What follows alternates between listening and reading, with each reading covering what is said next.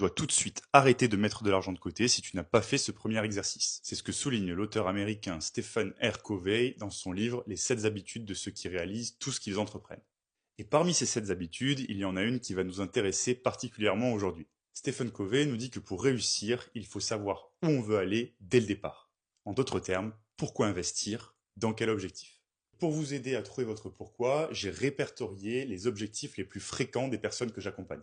Et à la fin de la vidéo, je t'ai mis un tableau récapitulatif que tu pourras screener pour t'inspirer et écrire tes objectifs. Ces objectifs peuvent être classés en 6 grandes catégories. Le besoin de liberté, de sécurité, de confort, le besoin de prendre soin de sa famille, le besoin de transmettre un héritage ou encore la passion. Premier pavé, on investit pour gagner en liberté. Nous en avons parlé dans une précédente vidéo. L'argent est une manière de racheter son temps. Les revenus générés par vos investissements vont vous permettre donc de vous dégager du temps pour l'allouer à autre chose qui vous procure plus de bonheur. Deuxième pavé, l'investissement pour gagner en sécurité. Nous sommes dans un contexte où l'inflation continue de grignoter votre pouvoir d'achat année après année. Les États sont de plus en plus endettés, ce qui fait que les retraites ne seront certainement plus garanties à terme. L'environnement économique et politique mondial s'est dégradé, faisant peser sur le monde un risque de crise. Dans ce contexte, investir est devenu une nécessité pour garantir sa sécurité et celle de ses proches. Passons maintenant au troisième pavé, investir pour gagner en confort.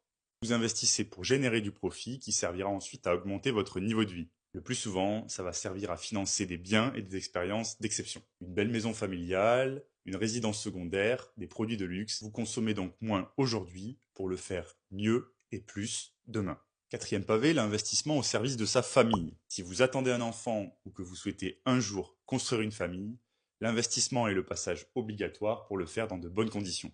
Vous investissez pour fournir à vos enfants un cadre propice à la réussite et potentiellement plus tard financer leurs études. Cinquième pavé, vous pouvez investir pour construire un héritage et enclencher ainsi le mécanisme de la richesse générationnelle.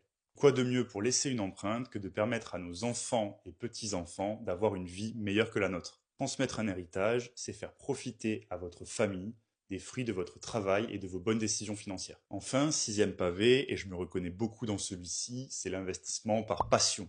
L'investissement, et plus particulièrement l'investissement en bourse, est une manière de rester connecté à l'actualité. C'est également le moyen de découvrir certaines entreprises et comment elles créent de la valeur. Aussi, l'investissement par passion peut vous permettre de vous ouvrir à de nouvelles catégories d'actifs et de développer une expertise qui vous est propre.